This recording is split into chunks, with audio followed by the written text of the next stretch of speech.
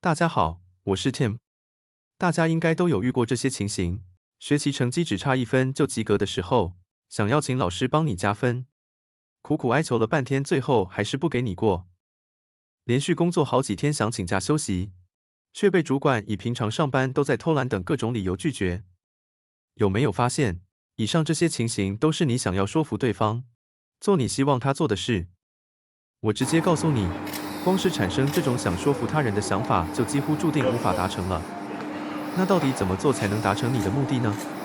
别担心，今天这部影片我将会告诉你如何和对方进行正确的谈判交涉，帮助你成功达成目的。所以，有兴趣的朋友，给我几分钟的时间把影片看到最后，你将会获得意想不到的价值。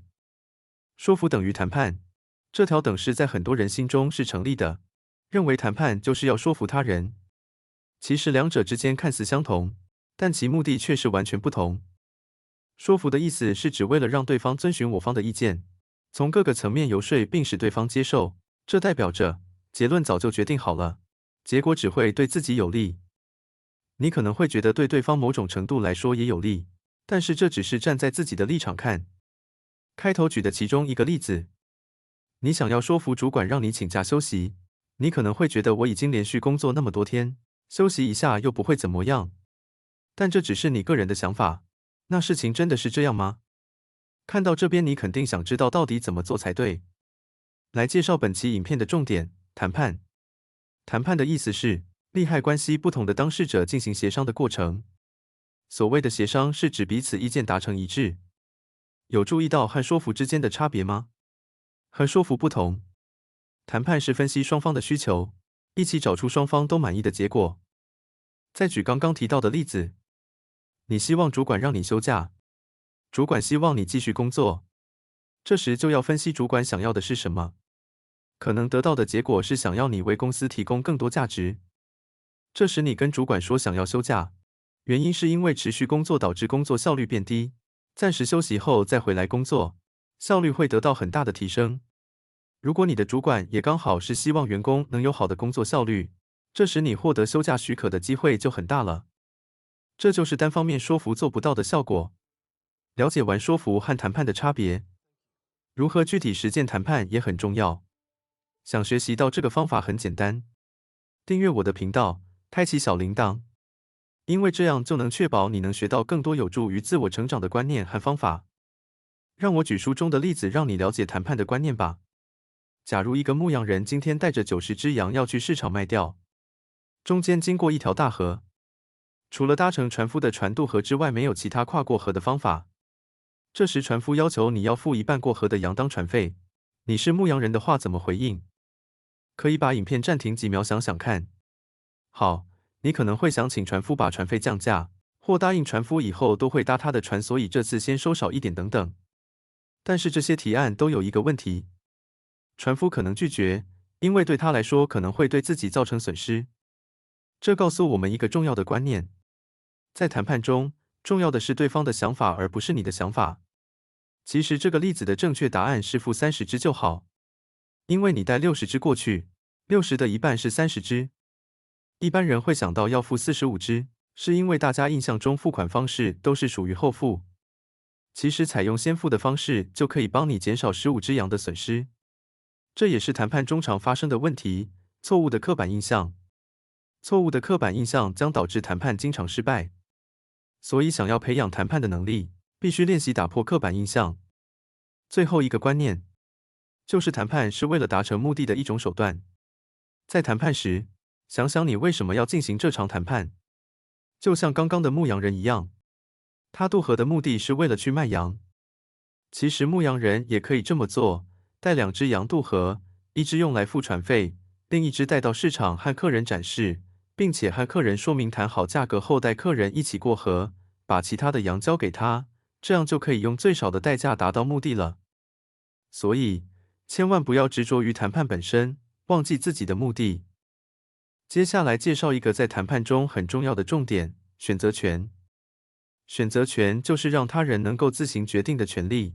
每个人对于自己做出的选择很少会有不满，因此在谈判中会事先准备好几个方案，让对方有选择的机会，这样做谈判成功率就能有效提升。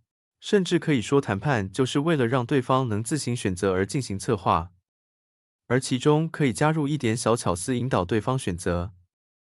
如果有几个方案在你眼前，即使可能有其他更好的方案，通常你也只会从这几个方案中选择其中觉得最好的，这叫做对比效应。因此，在提供选项时，也要提出几个对方可以比较的方案。比方说，你是卖二手车的，现在顾客有50万的预算想要买车，这时就可以使用对比效应。首先可以先介绍顾客30万的车，这台车的车况等等情形当然不会让顾客满意。接下来换成70万的车，这时顾客对这台车满意了，但是价格远远超过他的预算。最后再介绍你50万的车给顾客，这时就换成顾客在烦恼了，因为刚刚才看完70万的车，对它的外观、车况、内装印象还很深刻。如果把50万的车当成基准，它比30万的车好多了，但只要多花20万就可以得到更好的车。是你的话，要怎么选择？有人会觉得这样引导别人是诈骗。诈骗是像把50万的车用70万卖给别人，让别人用不符合价值的价格买下来。但如果是让对方自己选择，就是双方都满意的交易，可以说是非常优秀的谈判了。另外，当你和对方进行谈判时，你会希望在达成协议时获得最好的结果，但有时你可能无法达到你想要的结果，这时候你需要知道如何制定一个最佳的替代方案，这就是 BATNA 的概念。BATNA 的中文意思是谈判协议的最佳替代方案，它是一个谈判者制定的计划，用来帮助他们在谈判中得到最好的结果。这个计划的核心是，如果没有达成你想要的结果时，你会有替代方案。这个替代方案可以是许多不同的事情，例如继续与现有供应商合作、寻找新的供应商等。那么为什么 BATNA 这么重要呢？首先，它可以帮助你确定你的底线，这是你在谈判中所能接受的最低限度。如果对方无法达成这个底线，你就可以决定放弃协议并采取你的 BATNA。另外， BATNA 可以提高你的谈判能力。如果你知道你有一个强大的替代方案，你就可以更有自信的谈判。你可以让对方知道，如果他们不能达成你想要的结果，你有其他选择。那么，如何确定你的 BATNA 呢？首先，你需要评估你的现有选择，问自己如果协议不能达成，我可以做什么？这个问题可以帮助你确定你现有的选择。接下来，你需要评估这些选择的成本和利益，问自己哪一个选择对我来说是最好的。最后，你需要确定你的 BATNA 是否合乎现实，问自己是否能够实现这个替代方案。如果你的 BATNA 不现实，就需要重新评估你的选择。当你确定了你的 BATNA， 你需要让对方知道你有一个替代方案，这可以让对方知道，如果他们不能达成你想要的结果，你有其他选择。但是你不应该威胁对方，这样只会让谈判变得更加困难。总之 ，BATNA 这个概念可以帮助你在谈判中取得最佳结果。通过确定你的 BATNA， 你可以知道你的底线和你的替代方案，这可以让你更有信心的谈判，并找到达成协议的最佳途径。当然，谈判的相关观念和技巧远不止这些。如果你还想看到更多谈判的技巧，欢迎在下方留言让我知道，并且分享你今天学习到的知识。未来还有机会做更多知识技巧的介绍。如果你认为这些知识对你很有帮助，或想学习更多有关自我成长的观念和方法，可以订阅我的频道并打开小铃铛，这样就不会错过任何有关成长的信息了。